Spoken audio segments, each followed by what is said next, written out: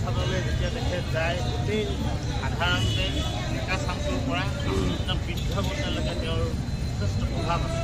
আপোনাৰ সকলে চিআৰইউ শিক্ষাগতৰ শ্ৰদ্ধাঞ্জলি অনুষ্ঠানত মই আচলতে খোজকাঢ়ি আহিছোঁ কিন্তু মাতিছে মই চাবলৈ মই খুব ভাল পাইছোঁ। কাৰণ তেখেতৰ প্ৰতি যিটো সন্মান আপোনালোকে ৰাখিছে বা দিছে সেইটো এটা অকল এইটোৱেই নহয়, নিজৰ অন্তৰৰ ভিতৰত যিখিনি আমাৰ তেওঁৰ প্ৰতি সন্মান সেইটো আমি শ্ৰদ্ধাঞ্জলি আমি জ্ঞাপন কৰিছোঁ।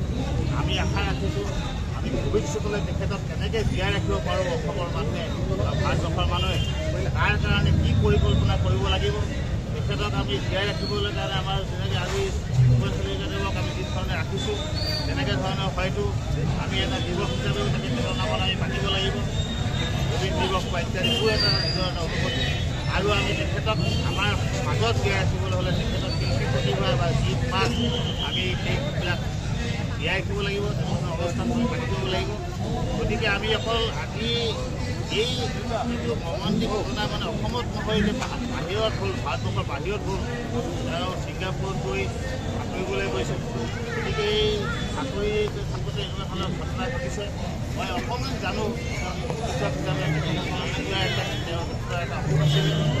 গতিকে সেই অসুখত আচলতে পানীত বৰ এটা কমফৰ্ট জোন নহয় পানীত। গতিকে ক'ব নোৱাৰোঁ মানুহৰ ভাগ্যত লিখা আছে, কিন্তু আমি এনেকুৱাতে হেৰুৱাম বুলি এই কম বয়সতে মাত্ৰ 52 বছৰ বয়সত তেখেতক হেৰুৱাম বুলি আমি কেতিয়াও ভবা নাছিলোঁ। আৰু আমি গোটেই অসমত প্ৰতিটো প্ৰান্তে প্ৰান্তে ভাৰতবৰ্ষত প্ৰতিটো জেগা চুবুৰীয়ে আজি অকল এটা মানুহৰ এটা অনুভূতি হৈছে যে জুবিন গাৰ্গ নাই। জুবিন গাৰ্গ নাই এই কথাটো একদম ভৱিষ্যত মানে বিশ্বাস কৰিব পৰা নাযায়। যদিও আহিছে মেছেজ এতিয়াও লগা নাই মনত যে তেখেতে যিখিনি গান মায়া কেছেট উলিয়াইছিলে বা বিভিন্ন ধৰণৰ কেছেটতে নতুনকৈ সংগ্ৰহ কৰিছে খুব ধুনীয়া সুৰ।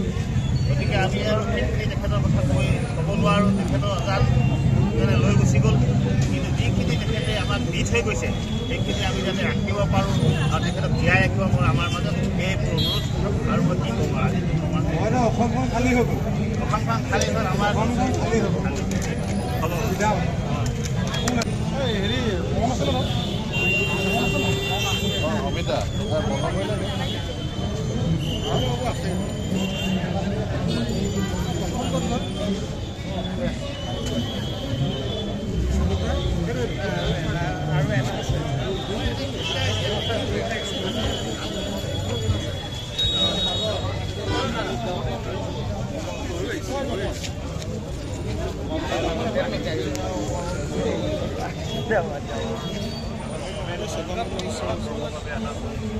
মৰ্মান্তিক দিন আছিলে আমাৰ হিয়াৰ আমঠু বুলি কওঁ আমি। পাৰ্থ জুবিন গাৰ্গ আমাৰ মাজৰ পৰা হঠাৎ হেৰাই থাকিলে, যিটো কাৰো কাৰণে কল্পনীয় বিষয় নহয়। একচুৱেলি এইটো জুবিন গাৰ্গক কোনে চিনি নাপাওঁ, চবেই চিনি পাওঁ আমি, চবেই চবৰে মৰমৰ আছিলে। যদিও কোনোবাই কেতিয়াবা তেওঁ বাক্যত অসন্তুষ্টি প্ৰকাশ কৰি দুটামান গালিও পাৰিছিলে, তথাপি তেওঁ খালি নাই বুলি যেতিয়া শুনি গৈছিলে সেই গালিবিলাক কেতিয়াবা মধুৰ মৌৰ নিচিনা হৈ পৰিলে।